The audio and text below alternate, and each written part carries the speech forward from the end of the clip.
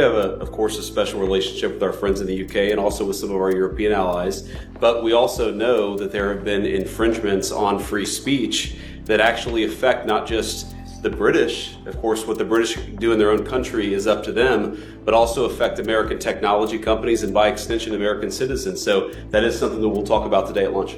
We've had free speech for a very, very long time in the United Kingdom, and it will last for a very, very long time. You don't agree with that? But no, I mean, certainly we wouldn't want to reach across US citizens, and we don't, and that's absolutely why.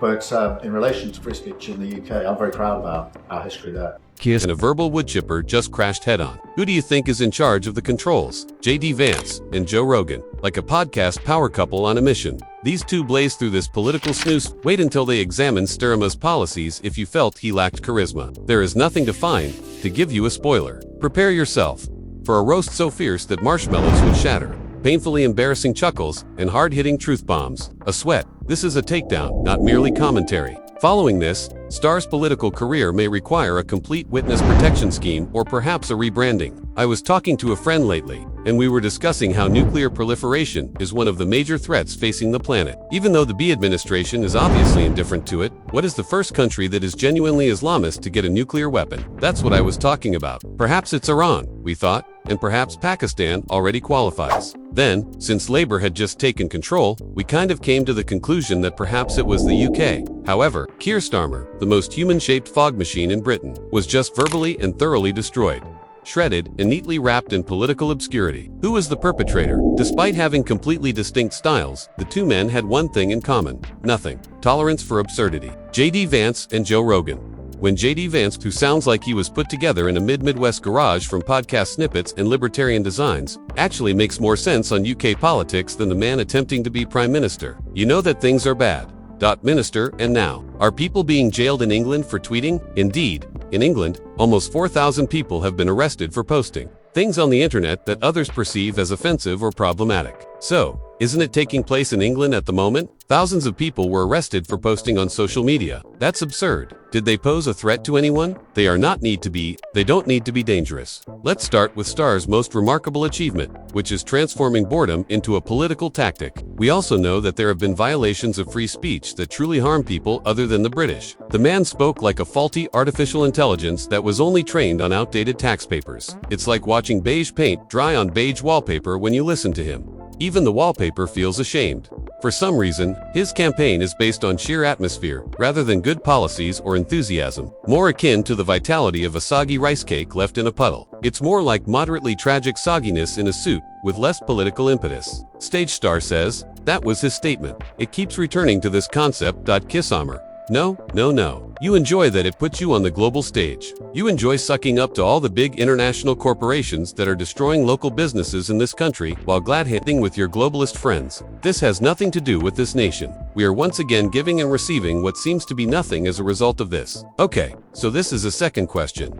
Members of your shadow cabinet as well as voters have been critical of you. Are you too uninteresting to be Prime Minister in the future? I'll take that one. Then, opposition is the only boring thing. That's the dull part. Let's get Joe Rogan in. As subtle as a grizzly and indoor aviators, a crash course in UK politics is not necessary for someone to identify nonsense when it's wheezing through a rehearsed soundbite. Rogan is posing the actual questions in a matter of minutes. How is it possible to be stiff as a board and without any courage? With each response, how does one man exude both arrogant certainty and hesitation in equal measure? If it's pre-approved by a focus group, triple-checked, and assured not to offend the Liberal Democrats, the star appears to be spearheading a revolution. Keir Starmer, this man from England.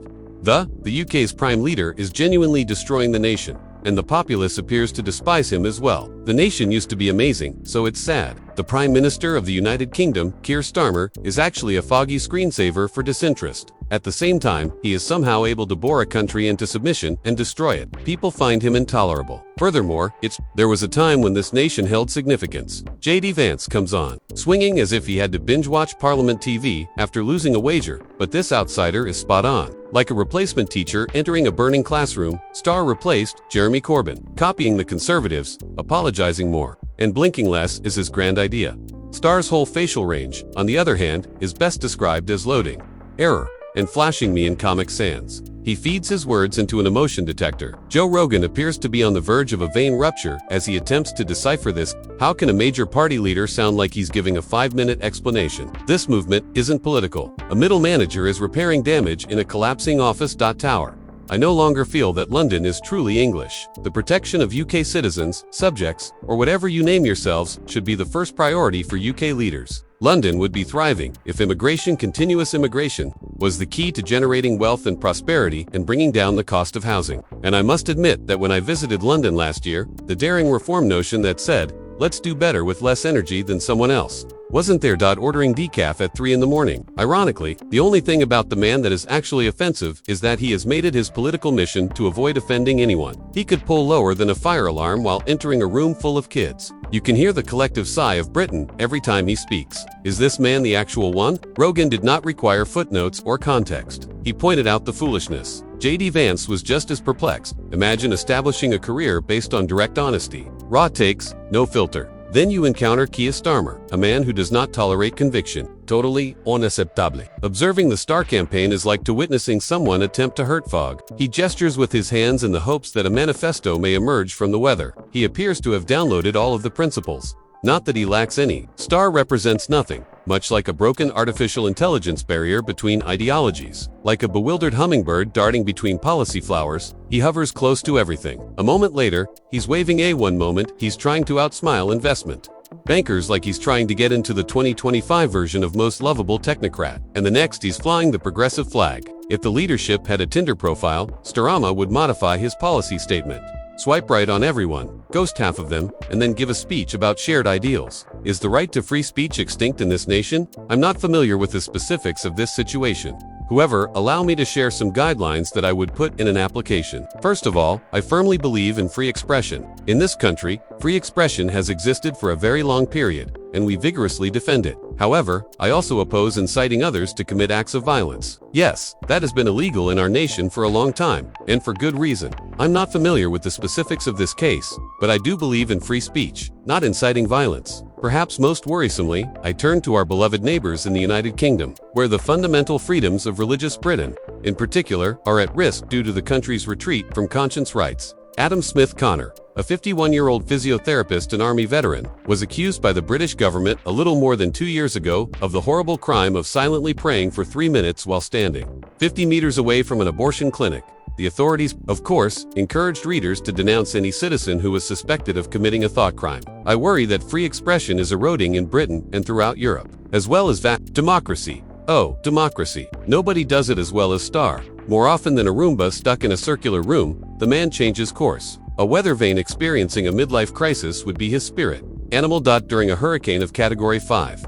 Though all the shapes are composed of lukewarm jelly, he is a political shapeshifter. He's waving at striking employees one day as if he's just realized what a union is. Then he posts about financial responsibility on LinkedIn, as if he were pitching a TED lecture about using spreadsheets to kill momentum. He creates promises in the same manner that young children eagerly create art without any background. The recycle bin is where it all ends up. In any case, his concept of radical change is photocopying Tory policy, drawing a red heart in the corner, and calling it that. When Starmer quit yet another position he claimed to hold 5 minutes ago, even JD Vance, who can smell a political cope-out from across the Atlantic, was left gaping in disbelief. Joe Rogan merely blinked as if someone had explained a diet consisting solely of melted. His entire approach feels more like improv theater than leadership. So how is this guy not dizzy from it all? Make it legislative. All actions are reactive. Every line is so full of caveats that it would take a team of attorneys to figure out what he was trying to say. It's like seeing someone play political twister while wearing a blindfold. When you watch Star explain a stance, he yells consensus. Star explain a stance. He yells consensus. What does Star bring to the table? The depth of feeling evoked by a wet sock left at a travel lodge. He handles every significant problem in a way that is so antiseptic that it could clean surgical instruments. Star offers to conduct a productive fire safety discussion the next quarter while Rome burns. He doesn't address issues until stakeholder feedback is received. He arranges them. Britain is pleading for urgency, and he's sending out tentative calendar invites with the phrase, strategic brainstorm. He is responding with bullet points as people are yelling for answers. He doesn't question the status quo. He conceals it behind a wall of conditional words, writes a courteous cover letter, and CCS it. JD Vance is increasing the pressure once more, and I'm grateful for that. Since someone is in need, AFTO, remind Kiyama that avoiding offense isn't the goal of leadership. It's about having a position. Keir Starmer is once again under siege from JD Vance. I'm grateful for JD Vance. He claims that in order for Keir Starmer to receive a trade deal, hate speech rules must be repealed. According to sources, his worries over Starmer's assault on free expression remain a red line, notwithstanding his assertion that there is a significant probability of an agreement. I'm hoping that the red line remains firmly in place. Leadership is not what this is. It's a customer service hotline manned by a person with a challenging go-to response. Next fiscal year, let's go back. According to JD Vance, the Keir Starmer is a political dodgeball map. A one-way hallway could cause the individual to lose himself. He whispers unity into leadership as if it were a TED talk on cautious optimism. A microphone as the nation cries out for a megaphone. He proposed another task team as part of his audacious reform. He eventually faces change with the apprehension, reluctance, and constant willingness to give up of someone reading IKEA instructions in Latin. Nevertheless, he is somehow portrayed as the safe choice. Secure, he probably looks both ways before using a rotating door, because he is such a risk-fearful person. If Britain is in dire need of direction, Starmer is providing a rumpled blueprint with the words TBD written on it. Even I can't figure out what this guy stands for. That's not just bad. That's a crisis with a press secretary. Even JD Vance, who appears to like wrestling policy papers, looked incredulously. If clarity were currency, Starr would be bankrupt and trying to take out a loan. He's not leading the Labour Party. He's project managing, national confusion. And the only thing that is constant about Comma is his complete refusal to be consistent about anything at all. From an abandoned think tank, this is what happens when your political identity is built entirely from press releases, backpedals, and a chronic fear of commitment. The Trump administration is troubled. Joe Rogan didn't even have to try. Roasting Starr was like making fun of a paper bag with googly eyes. He pointed out that some foreign governments are thinking of tightening the screws on U.S. tech companies that have global footprints. Now, America cannot and will not accept that, and we think it's a terrible mistake, not just for the United States of America, but for your own country. JD Vance added the most damning of all: Starr doesn't have a base. He has a loosely assembled support group of people who dislike the Tories slightly. Keir's leadership style makes watching paint dry feel like a techno rave. This is the man who claims he's ready to lead Britain into the future, but only after 3 focus groups, a consultation with his inner circle, and a vibe check on LinkedIn. You know your political identity is in serious trouble when JD Vance, whose entire brand is dunking on polished elites, looks at your carefully curated void and says, "Even I wouldn't try that."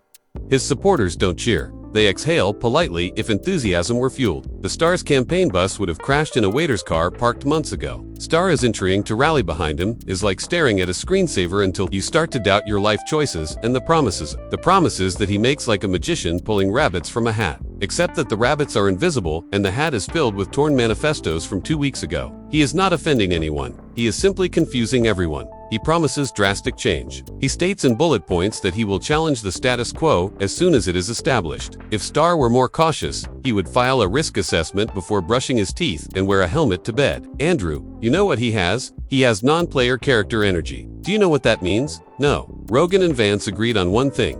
If this is Britain's idea of leadership, someone should check the room for carbon monoxide. Unfortunately, the main player character is your charismatic leader with loads of RZ. He doesn't have that. He is a charisma bypass. Starmer isn't a threat to the establishment. By the end of the roast, Kestama had changed from a man to a cautionary tale, a sobering reminder that charisma cannot be downloaded. He is the establishment, albeit with better spreadsheets and more social anxiety. His purpose is to dust the shelves and reorder the policies alphabetically. JD Vance closed the case like a Southern lawyer, dismissing a weak argument with a smirk and a biscuit. Starr wanted to be a unifier, but instead he became a human screensaver who veered from press conference to policy. Additionally, you can't lead a nation by being the least offensive option in the room. Joe Rogan called him out like a perplexed gym coach watching someone bench press bubble wrap. When Starr entered the political coliseum with only a checklist and a hazy sense of moderation, she was verbally attacked by a senator and a podcaster who weren't even trying hard. If Rogan and Vance made one thing clear, and oh, they did, it's that Britain deserves more than a personality vacuum in a suit, pretending to steer a ship while quietly searching online for ways to appear decisive without upsetting anyone.